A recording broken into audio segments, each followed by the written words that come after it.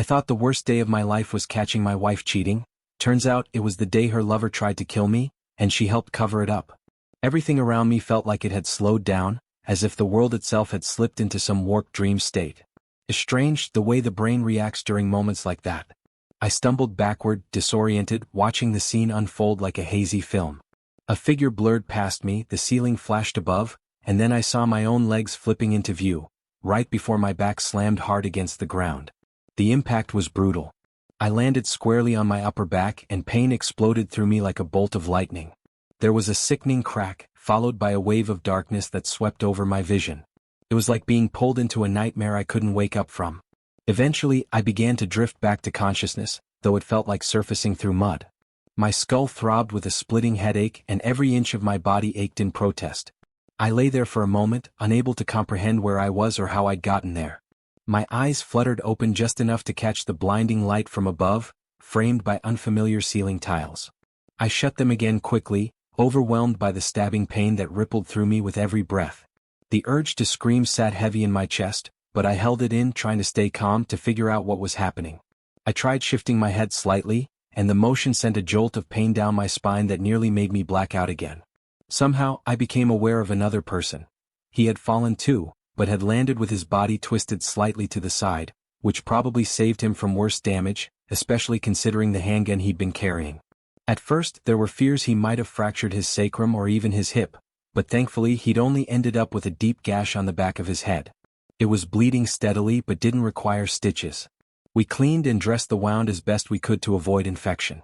He hadn't even fully fallen off the staircase, more like slid down it, his feet never fully leaving the steps. By the time his head and shoulders hit the floor at the bottom, he had already passed out. I still don't understand how I managed to stay conscious. Maybe adrenaline. Maybe sheer disbelief. I vaguely remember the doctors trying to explain things to the officers. "Well, there's a man and a woman," one of them said, "and according to them their stories line up. But I'm not entirely convinced, it doesn't match what the witnesses are saying." The police were stunned by the coincidence. The initial emergency call had come in just as they were wrapping up a nearby traffic stop only a couple blocks away. They'd planned to grab lunch after, but instead they sped over and barely managed to pull up to the scene in time. I was beyond grateful that help arrived when it did. Their quick action gave us room to breathe and focus on what was happening right in front of us.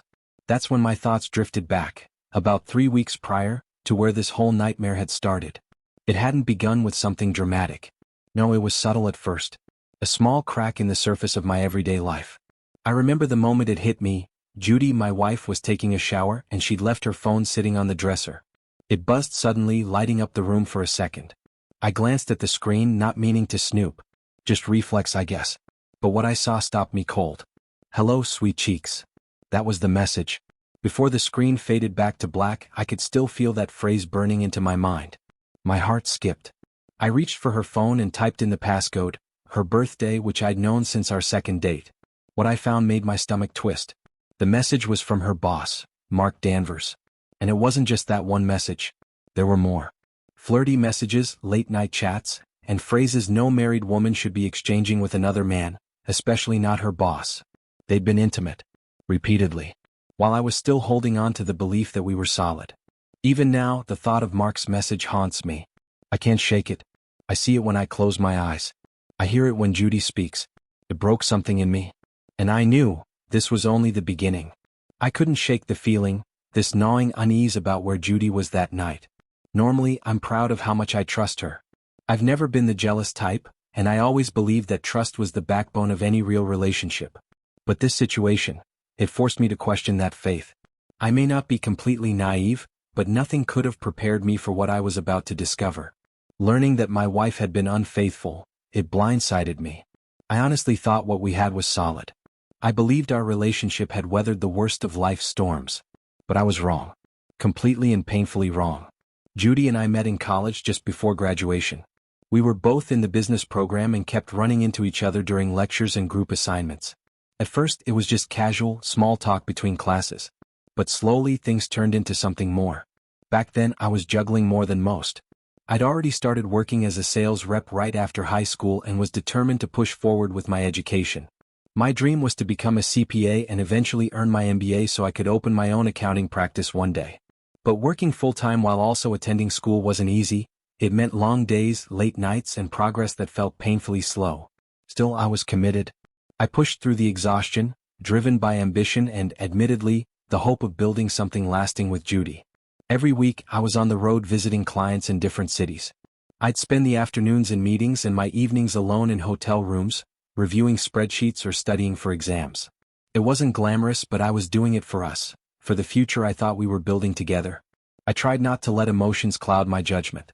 Even when Judy's behavior started shifting subtly, when the warmth in her eyes faded, when her touch felt distant, I told myself not to jump to conclusions. There was one night, not long after the first wave of suspicion hit, when she reached for me hoping to reconnect. Part of me wanted to give in. To pretend like things were okay, like we could erase the weight of everything that had happened. But then the reality of her betrayal hit me like a wave. I couldn't pretend. "I'm not feeling great," I said quietly, avoiding her gaze. My stomach's acting up. It was a lie, but one I had to tell.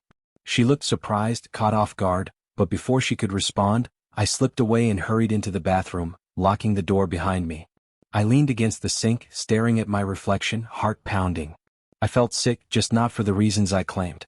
Later that week, I found more than I ever wanted to. Mark Danvers, Judy's boss, wasn't just a charming, successful sales executive. Turns out he had a reputation for crossing lines. Real estate agents came and went from their office constantly, making it easy for him and Judy to disappear without anyone noticing. I found messages, flirty, intimate, and undeniably inappropriate. They spoke in code sometimes, but it was obvious. These weren't just work conversations. Their meetings happened multiple times a week. And from what I could piece together, their phone calls weren't exactly about open houses or client contracts. They were something else entirely. It was clear they'd become experts at sneaking around. And worst of all, they seemed to enjoy it. At one point, I overheard part of a conversation. I don't know if Judy meant for me to hear it or if she just forgot I was home. Her tone was playful but sharp, as if laying down the law. "Robert keeps a good balance," she said. "If you keep insulting him," she added, referring to me, "then don't expect to get anything from me this week." She laughed, but there was no humor in it. "If you want to make love to me, you'll have to ask your wife to do it," she snapped, her voice loaded with sarcasm. "And use protection. I'm not interested in any surprises." Then her voice softened, almost dreamily. "Robert and I want a baby. And Mark? He just grumbled like some entitled brat who wasn't getting his way." Hearing that broke something in me all over again. "I really don't like using them," Judy said sharply, her voice carrying that familiar edge. "It's either that or nothing at all. I'm not taking any chances. I don't want any surprises." Mark let out a smug little laugh. "Did you see Robert's face?" "No," she replied flatly, "and I don't care. I'm not willing to risk anything." That was it for me. That was the moment I knew I couldn't keep pretending. I couldn't keep holding on to a version of our marriage that didn't exist anymore. The evidence was all there, the lies, the betrayal, the careless cruelty. So I made the decision. I was done. The first thing I did was start untangling myself from our shared life. Financially, emotionally, any way I could. I took charge of our obligations, making it a priority to clear my own debts. I had taken out sizable student loans during college, while Judy's were minor in comparison. Still, I didn't ask her to pitch in. I just focused on knocking mine out first. We had already been smart about avoiding credit card debt, and our cars were paid off. We had even begun saving for a home together, with a mortgage that would have cost us just a little more than what we paid in rent. Quietly, I started putting away extra money just in case. I think deep down, I knew I might need it sooner than I wanted to admit. The tension between me and Mark had been simmering for a while, but I knew I had to keep my cool. A lot of my friends knew I had a concealed carry permit. I often traveled with a pistol, but I also knew that resorting to a weapon, especially during something this personal, wasn't an option. Not unless I had absolutely no choice. And let's be honest, I'm not built for brawling. I've put on weight since college. Mark, on the other hand, still carried himself like a linebacker. He used to brag about how he never lost his football frame. The whole idea of fighting like a man felt ridiculous to me. What does that even mean when your opponent is built like a tank? But life isn't a movie. Things don't slow down for dramatic effect. When he lunged at me, I instinctively reached for my gun, but the coat I was wearing was too tight. I couldn't get to it in time. Within seconds, he had me in his grip, shaking me violently like some predator with its prey. His reach was longer, his arms like steel cables. Every punch I threw missed its mark. Panicked, I threw a kick that landed between his legs, not hard enough to stop him but enough to jolt him. He didn't let go. Not even for a second. The grip he had on me was crushing. That's when Judy turned around. She saw it happening. She saw the way Mark had me, and I could tell she knew how far it might go. When Mark shouted that he was going to kill me, spewing insults with every breath, she finally intervened, reminding him that I was armed. Still, I couldn't get a word in. I was breathless and straining, trying to free myself. Everything after that was a blur. Suddenly, they were both moving, rushing toward the front door like it was some kind of escape route. I don't know when Judy let go of me. Maybe she thought she could stop him. Maybe she just wanted to save herself. Either way, I lost my balance trying to break free, and before I could get a grip on anything, I was airborne. Time slowed again. I remember hearing the crunch, loud and final, as my body hit the floor. Somewhere in the distance, I thought I heard something slam. Maybe it was the door. Maybe it was my body. I couldn't tell. Mark had broken something else earlier too, smashed up a glass display case in the garage during one of his tantrums. That alone had cost me $5,000 to replace. And as I lay there, dazed, trying to breathe through the pain, I had to wonder, was this man really worth all this destruction? I wouldn't learn the full truth for a while. Even my own brothers chose to keep certain details from me until the doctors were sure I was out of danger. They thought it was better to protect me, to keep me calm while I was still recovering. Right after I gave my statement to the police, I had a sudden episode. Everything went black. I lost consciousness before I could even process what was happening. When I came to, I was lying in a dimly lit hospital room, confused and groggy. The conversation with the officer still echoed in my mind, like it had just happened moments ago. And then came the truth about Judy. The kind that hits you harder than any physical blow ever could. I remember quietly telling my brother John, just him because I still didn't trust who might be listening, that maybe I had stretched the truth a little in my statement. Not fabricated exactly. Just leaned in hard on Judy's involvement in the whole mess. I told him I could always adjust my statement later if necessary. But for now, I needed her to feel the weight of her actions. She didn't just cheat. She didn't just lie. She shattered the very foundation of the life we built together. And I needed her to face that publicly. Tell Dave for me, I added, lowering my voice. Just be careful how you pass it on. I don't want anything getting twisted, especially not if this ends up on record somewhere. John actually chuckled at that, said I was acting like we were in a spy movie. But he understood. After I was finally discharged, I headed straight to my family's old fishing camp. It was tucked far enough away from the world that I could breathe again. I planned to take every sick day I was owed, and once those ran out, I'd dip into my vacation time too. I needed the space, the quiet. Luckily, my boss was understanding. Once he heard what had happened, he worked out a way for me to do some part-time remote work during my recovery. Just a few hours a day, nothing too heavy. And they kept me on full salary. I'll always be grateful for that. I spent a lot of time there thinking, really thinking, about everything. About Judy. About Mark. About the mess we were all caught in. That's when I started preparing for the legal side of things. I had already reminded Judy, through our last message exchange, that we had a prenup. If infidelity was proven, I'd be entitled to 70% of the marital property. I wasn't interested in revenge, but I wasn't going to let her or Mark manipulate the situation either. Make sure you hold on to your own evidence, I'd said to her. Get a good lawyer. File for divorce. And don't let him dip into our assets for his legal defense. I even told her I had audio, a recording of their conversation about the affair. I didn't want to have to use it, but I would. The next day she called. She was crying, pleading, really asking for a chance to speak face to face. After some hesitation, I agreed to let her come that same day. But I made one thing painfully clear. She was to come alone. If she dared show up with Mark, if she thought for even a second that she could use him to talk me down or convince me to drop the charges, I warned her that I wouldn't just walk away. I wouldn't let it slide. I wasn't looking for a fight. But I wasn't going to back down again either. I couldn't help but feel a twinge of fear that Mark might try something again. That somehow just speaking about what had happened could provoke another attack. So when I spoke to the authorities, I made sure every word was recorded. I wanted it documented. I needed them to know that I was not willing to risk my safety again. The meeting with Judy was intense, emotional even. I'll admit it, despite everything, losing her still hurt. She was part of me, and letting go of that didn't come easy. She tried to lighten the mood in her usual way, sarcasm, a half smile that didn't quite reach her eyes. It was her defense mechanism, always had been. Well, where should we start? She asked with a sigh, trying to sound casual, maybe even flirty. I cut right through it. Let's start with what really matters, I said coldly. Not just why you cheated, but why you were willing to stand by a man like Mark, even while he nearly killed me. My voice cracked despite my best efforts to keep calm. I took a deep breath and stared at her, waiting. She looked down, already in tears. I wasn't trying to help him, Robert, she whispered. I was trying to save myself. I panicked. I didn't even know if you were still alive. Mark said if you hit your head, you might not remember what happened. When we heard the sirens, there wasn't time to think. I just grabbed a robe. We threw together a story on the spot. I watched her closely as she spoke, but she wouldn't meet my eyes. Mark said we could say that you and I had a fight and you fell. That it was all just an accident. But the story was full of holes, too many. I didn't even remember to mention the offshore account. I frowned. What account? She paused. Mark had an account under his eldest son's name. Some bank in the Cayman Islands.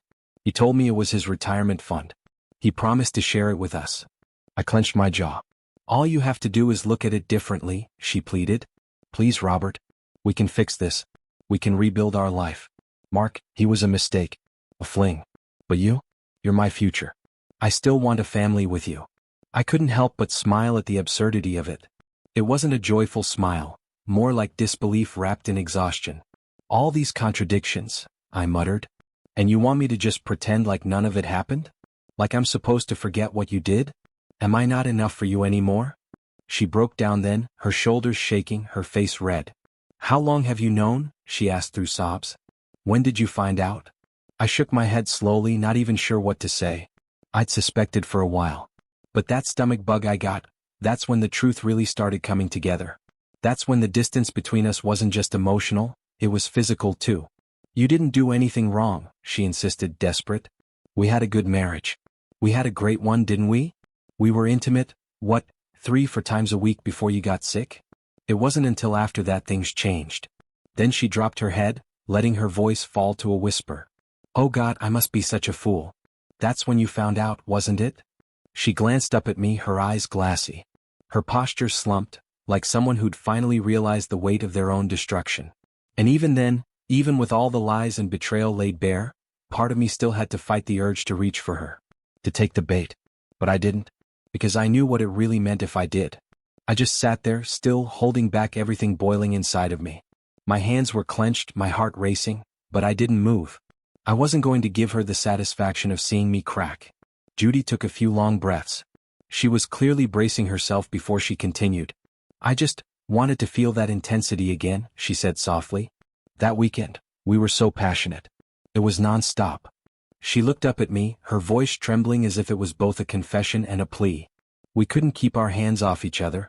We'd make love, fall asleep wrapped up in each other, wake up and do it all over again. I don't think I've ever felt that alive before. I remembered it too. That weekend had been unforgettable. Back then she and I were in sync, physically, emotionally. It was one of those rare times where nothing else in the world seemed to matter. But something had changed. I had this conversation with myself, she admitted, about what I was doing with Mark. It wasn't even about him, really.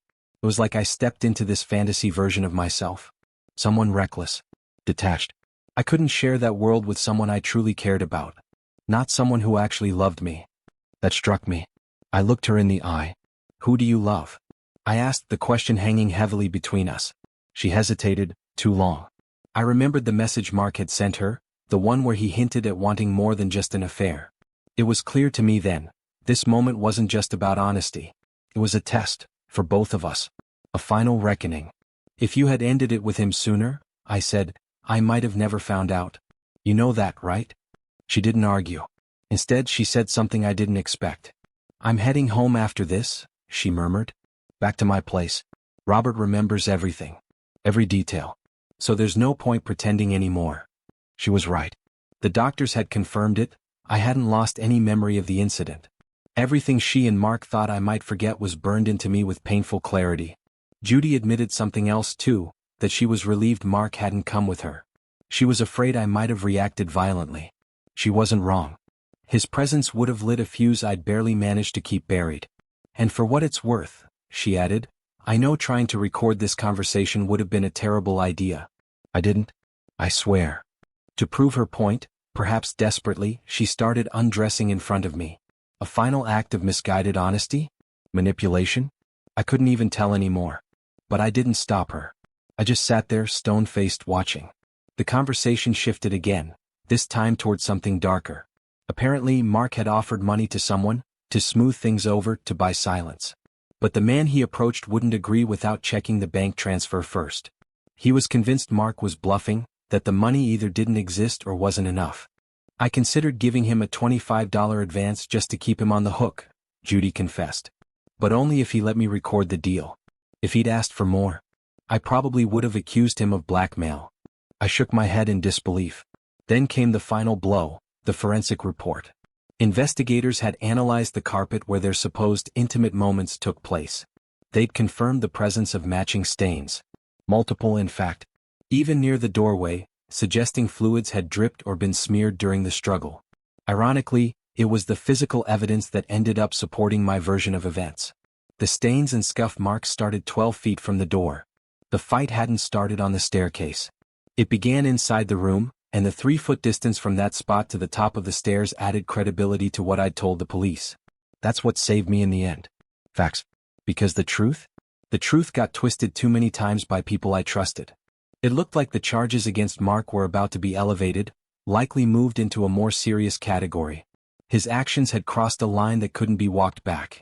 While I was still in the hospital, one person I hadn't seen at all was Judy's stepfather, Bill. He didn't come by and I wondered why, until he called and explained. He and Judy's mother, Sandy, had been on a 10-day cruise. They'd just flown back into town on a commercial flight and were only now catching up. Once they turned their phones back on, they were bombarded with messages. 3 from Judy. The first said I'd fallen down the stairs and was in critical condition.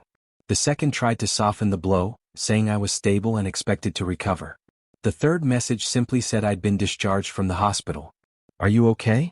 Bill asked, genuine concern in his voice. It felt strange explaining everything over the phone, especially to someone who'd been so disconnected from the chaos. But I told him the truth piece by piece. Later, Mark tried once again to manipulate the situation, offering money this time not to me but to someone else. It didn't work. The man refused to compromise his integrity, despite being offered what I'm sure Mark thought was a generous amount. "All I need is the bank account information," the man said. "Just so I can pass it to Julie Danvers." I told him not to worry, I'd already spoken with Julie myself. I informed her about the offshore account Mark had set up using his son's identity. Julie had assured me she would instruct her attorney to dig into it. That seemed to satisfy the man, although he still asked me to write up a statement confirming I'd reported it. I suggested he stay out of it though. "Let the lawyers handle it," I said. "No need to get yourself tangled in this any further." He agreed. Later, as I was packing up the last of my things, Sandy arrived. Judy's mother. She pulled up quietly and found us stacking boxes near the front landing. As soon as she saw me, she wrapped me in a long, emotional hug. "I can't believe my daughter's willing to throw everything away for one affair," she whispered through tears. "Do you think there's any chance at all, that the two of you can make it through this?" I didn't know what to say. Before I could even try to answer, she kept going. "I'm not saying forgive her, not now. Maybe not ever. But if you could just keep the door cracked. Maybe long-term therapy could help. Maybe." She trailed off. Just before she and Bill had gone on their cruise, Sandy had confided something in me. "Cheating," she'd said, "infuriates me no matter who does it. Whether it's you or Judy. Over the years, I've had plenty of chances to betray Bill. Some of them, I'll admit, were tempting. But I never did. Not once. I stayed faithful because that's the vow I made." I told her then that I'd provide them with the audio recordings, proof of Judy's infidelity and other evidence tied to the affair. Sandy listened carefully. "She's going to need your support," I added quietly. "Not emotionally. I don't expect you to carry that weight. But legally, she's got a tough road ahead." Sandy nodded. "We'll be there," she said. And just like that, the moment passed. Judy's world was unraveling. Mine already had. But for the first time in a long time, I felt steady, because I wasn't the one lying anymore. "We'll support her," Sandy said, her voice steady, "but that doesn't mean we approve of what she's done." I appreciated her honesty. She wasn't trying to defend Judy, just trying to navigate the chaos with as much grace as she could muster. At the time, I had planned to stay at my family's fishing cabin outside the city. I figured the peace and quiet would help clear my head and let me focus on recovering both physically and emotionally. But Rachel, Sandy's younger daughter, Judy's half-sister, had a different take. "My mom's been really shaken up about all this," she told me gently. "She wants Judy home with her so she can look after her." I had offered to let Judy stay with me if it ever became necessary, more out of duty than desire, but Sandy quickly declined that idea. It wasn't going to happen. Rachel had just graduated high school, and Sandy didn't want her burdened with watching over her older sister either. "My mom thinks you need to focus on your own life now," Rachel said. "She wants you to rebuild." And she's right. She wasn't wrong. At a follow-up appointment, a nurse I vaguely remembered from one of Judy's earlier visits offered some quiet advice. She was calm, warm, and spoke in that gently persuasive way that nurses often do. "You've been through something serious," she said. "You need to rest, let your body heal. I know they might tell you it takes 7 to 10 days, but honestly I'd recommend you take all the time you can. Minimum." I didn't know much about her, even though Judy and I had invited her over a few times. She'd shared small glimpses of her personal life, seemed kind, put together. As I mentioned my brother John being the one who handled the heavy lifting while I was recovering, she smiled faintly. "Take care of yourself, Robert," she said, walking back toward her building. "Don't rush anything. Let it all come slowly." I watched her walk away, not sure if it was confidence in her stride or if I just wanted to believe it was. As we drove off, John chuckled beside me. "Your mother-in-law would love you for that one," he joked. "If she wasn't married, I think she'd be all in." I rolled my eyes but couldn't help laughing. "She's classy," I said. "And loyal." Meanwhile, Mark was spiraling. Without access to liquid funds, and without the $110,000 needed to cover the legal services of his chosen attorney, he found himself in a tough spot. His lawyer tried to leverage a loan based on an IOU, but with the divorce assets frozen and pending litigation, it wasn't easy to secure bail. I'll admit, I laughed a little at the thought of him stuck in a holding cell. Mark had always strutted around like he was invincible, like the rules never applied to him. But now he was just another man facing the consequences of his choices. Julie, his wife or maybe soon-to-be ex, wasn't about to let things go either. She was just as relentless as I was, and when she got word of a supposedly hidden account in his name, she moved fast. She contacted investigators and froze any assets she could trace. In the end, Mark had to make a deal. He avoided further prosecution by giving up the right to open another brokerage within a 50-mile radius for 5 years. It wasn't the kind of punishment you dream of, but it was something. As for me, I was finally starting to breathe again. Not because everything was fixed, but because I was no longer holding my breath, waiting for it all to explode. The agreement ended up working in my favor. Mark desperately needed funds for legal protection while waiting for the criminal trial to begin, and the pressure made him more willing to compromise. At one point, I half-jokingly suggested to Julie, Mark's wife, that she and I stage a romantic revenge plot. Just for laughs. At first, she looked at me like I was out of my mind. "You're sick," she said. But a moment later, a grin tugged at her lips. "You really want to get under their skin, don't you?" We both laughed at the ridiculousness of it. At one point, we even joked about making a fake video just to mess with them, though we both knew we'd never actually go through with it. But the moment gave us something: humor in the wreckage. Later, Mark lost his temper during a legal review meeting. He started shouting, throwing accusations my way, calling me a liar, a coward, all the usual tactics of a man cornered by his own lies. I baited him a little, I'll admit. Subtle digs, insults disguised as sarcasm, about his father, his pride, his ego. I made a few mocking gestures just beneath the table, small enough to be unnoticed by most, but they landed exactly where I wanted them to. He cracked. That fake calm he always wore shattered instantly. His lawyer looked like he wanted to disappear. It backfired spectacularly for him. The court-appointed medical examiner later confirmed the truth of what happened. Mark had physically assaulted me, carried me roughly 15 feet and shoved me down the stairs. The evidence lined up with everything I'd said. His version of events was shredded. As for Judy, the judge didn't buy her earlier excuses. Her initial false statement to the police had consequences. She was sentenced to serve a minimum of 3 months. Not long, but long enough to make a statement. After her release, Judy asked to see me. It was our first face-to-face conversation since that day at the fishing camp. She came to apologize, not just for the lies but for everything. For the silence. The betrayal. "I also appreciate," she added quietly, "that you didn't share the video from our conversation, even though I know you gave the audio to your mom. I nodded, a little embarrassed. I wanted her to hear the truth. I didn't want to humiliate you. Just be transparent. She understood. As for Mark, well, his downfall didn't end in court. After a brief time in protective isolation, he was transferred to a general unit.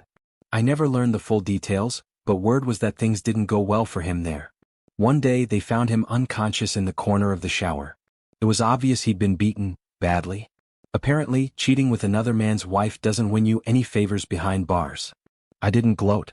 But I did send him a greeting card with a smiley face on the front. No words. Just that. Rachel, Judy's younger sister, stayed in touch throughout all of it. She checked in regularly, offered kind words, and never once tried to make excuses for what her sister had done. In her quiet, thoughtful way, she reminded me that even in the middle of all that destruction, there were still decent people trying to hold things together.